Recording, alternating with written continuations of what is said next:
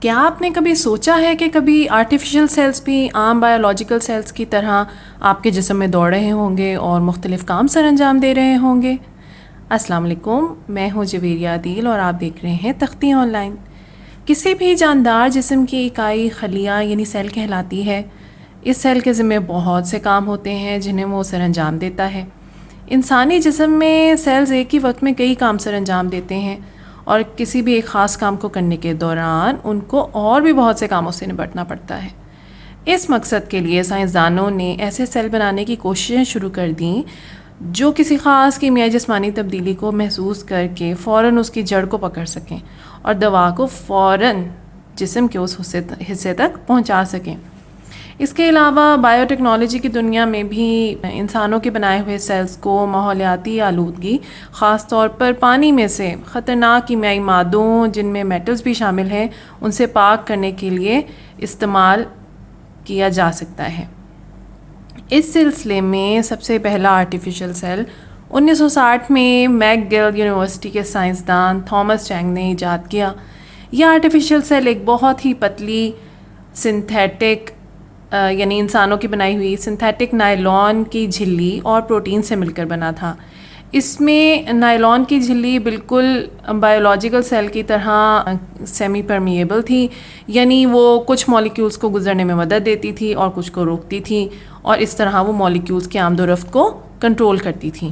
پہلے artificial cell کی ایجاد سے لے کر آج تک سائنسدان اس تگدو میں مشغول ہیں کہ ایسے سیل بنائے جائیں جو عام حیاتیاتی سیل سے بہت زیادہ مطابقت رکھتے ہوں، لیکن اس سلسلے میں انہیں کوئی خاص کامیابی حاصل نہیں ہوئی، کیونکہ بہت سے مشکل کاموں میں سے بایولوجیکل سیلز، جو ایک عام بایولوجیکل سیل ہوتا ہے، اس کا ایک کام ہوتا ہے ایکٹیو ٹرانسپورٹ۔ ایکٹیو ٹرانسپورٹ کیا ہے؟ ایکٹیو ٹرانسپورٹ ہے مختلف مالیکیولز کی سیل سے اندر اور باہر آمد و رفت۔ صاف ظاہر ہے کہ ایسی ٹرانسپورٹ کے لیے انرجی بھی چاہیے۔ اس کے لیے ہم ایک ایسی مثال دے سکتے ہیں کہ اگر آپ کے سامنے ایک کمرہ ہے اور وہ بیگ سے بھرا ہوا ہے، اور آپ کے پاس باہر صرف ایک بیگ ہے، اور اب آپ اس بیگ کو بھی اس بھرے ہوئے بیگوں کے کمرے میں رکھنا چاہتے ہیں، تو آپ کو دروازہ کھول کر پہلے سب بیگز کو آگے پش کرنا پڑے گا، ان کو دھکا لگانا پڑے گا، یعنی آپ کو انرجی لگانی پڑے گی تاکہ آپ اپنے بیگ کے لیے جگہ بنا سکیں۔ تو یہی کچھ ٹیکنیکس، یہی کچھ ایکٹیو ٹرانسپورٹ کرتی ہے۔ ایسی ٹرانسپورٹ کے لیے بھی توانائی کی ضرورت ہوتی ہے، اور سیل کو وہ توانائی سیل کا پاور ہاؤس یعنی مائٹوکونڈریا ATP یعنی ایڈینوسین ٹرائی فاسفیٹ کی صورت میں فراہم کرتا ہے۔ تو ہم یہ کہہ سکتے ہیں کہ مائٹوکونڈریا سیل کا بجلی گھر ہے، اور ATP یعنی ایڈینوسین ٹرائی فاسفیٹ سیل کی بجلی ہے جو اسے مختلف کاموں کے لیے توانائی فراہم کرتی ہے۔ اب آپ یہ بات اچھی طرح سمجھ لیں کہ ATP کبھی بھی انسان نہیں بنا سکتا، یہ سنتھیٹک نہیں ہو سکتی، مین میڈ نہیں ہو سکتی، یعنی یہ مصنوعی طور پر نہیں بنائی جا سکتی۔ یعنی آرٹیفیشل سیلز ATP کو اپنی توانائی کے سورس کے طور پر استعمال نہیں کر سکتے۔ یہی ان سائنسدانوں کے سامنے سب سے بڑی مشکل تھی، اور اس کے لیے انہیں اس کو مصنوعی توانائی فراہم کرنی تھی۔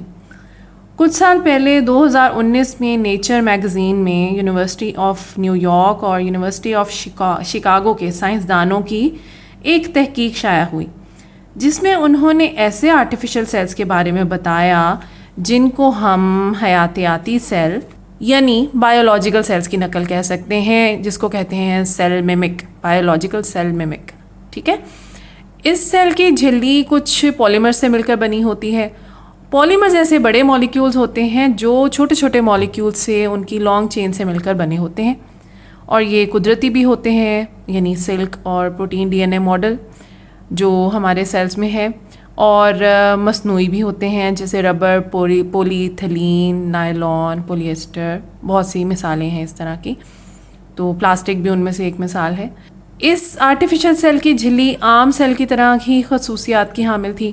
سائنسدانوں نے مالیکیولز کی آمد و رفت کو ممکن بنانے کے لیے اس جھلی میں بہت ہی باریک سوراخ کیا، اور انرجی یعنی توانائی فراہم کرنے کے لیے ایسا کیمیکل سیل کے اندر داخل کیا جو روشنی سے ایکٹیویٹ ہوتا تھا۔ یعنی جب سیل کو روشنی فراہم کی گئی تو اس کیمیکل نے ایک پمپ کی طرح کام کرنا شروع کر دیا اور سیل میں ویکیوم مہیا کر دیا۔ اب ویکیوم کا کیا کام ہوتا ہے؟ اس کو آپ بہت ہی آسان زبان میں آسان مثال سے سمجھ سکتے ہیں. ہمارے اکثر گھروں میں ویکیوم کلینر ہوتا ہے جو ہمارے کارپیٹس کی اور فرش کی صفائی میں مددگار ثابت ہوتا ہے. اور ویکیوم کلینر کا فنکشن ہی یہ ہوتا ہے کہ جب آپ اس کو الیکٹریکل انرجی فراہم کرتے ہیں تو وہ ویکیوم کلینر اپنے اندر جو بھی کوڑا کرکٹ اور گرد و غبار ہوتا ہے اس کو اپنے اندر پل کر دیتا ہے, ٹھیک ہے, اور اپنے اندر سٹور کر لیتا ہے, اور بعد میں آپ اس کو ڈسکارڈ کر دیتے ہیں, اس کو جا کے کسی ڈرم میں کسی بڑی جگہ پر آپ اس کو ڈسکارڈ کر دیتے ہیں.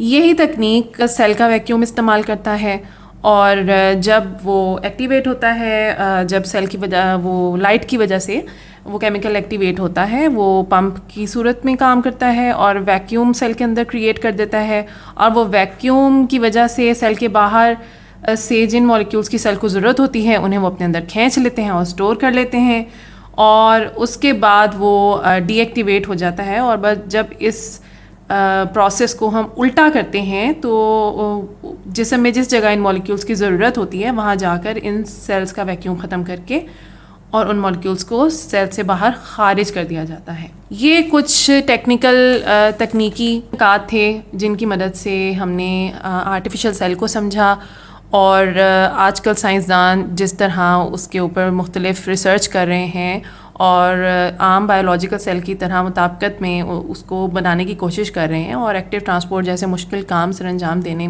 کی کوشش کر رہے ہیں آرٹیفیشل سیل کی مدد سے. یہ اس سلسلے میں ایک چھوٹی سی کاوش تھی تاکہ آپ لوگوں کو تھوڑا سا آئیڈیا ہو جائے کہ آرٹیفیشل سیل کیا ہوتا ہے اور اس کی کنسٹرکشن کیسے ہوتی ہے, اور وہ بایولوجیکل سیل سے کس حد تک ملتا جلتا ہوتا ہے اور کون کون سے کام سر انجام دے سکتا ہے.